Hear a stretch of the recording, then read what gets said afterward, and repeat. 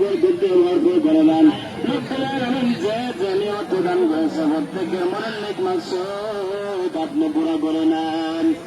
রব্বুল আলামিন সারা বাড়িয়ার মানুষগুলো আল্লাহ সোনার মানুষ রব্বুল আলামিন কাল কিয়ামতের ময়দানে আমাদের সকলকে এইভাবে সারিবদ্ধ হয়ে কাঁধে কাঁধ মিলিয়ে আপনার নবীজির উম্মত হিসাবে আপনি কবুল করে নেবেন। বলুন আমিন আমিন আমিন আমিন।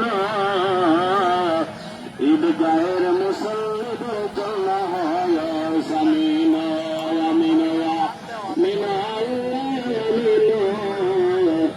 ঈদগাহে দানকারীদের হলো জামিন। বাবারা মুক্ত হস্তে দান করুন। এই দান বিফলে যাবে না, এটাই আখিরাতে আদালতে আপনার আমার জন্য সাথী হবে। তো আবু জেহেলের ছেলে কি করলেন? ইকরামা আল্লাহ রাসূলের সঙ্গে মুসাফা করে ফেললেন।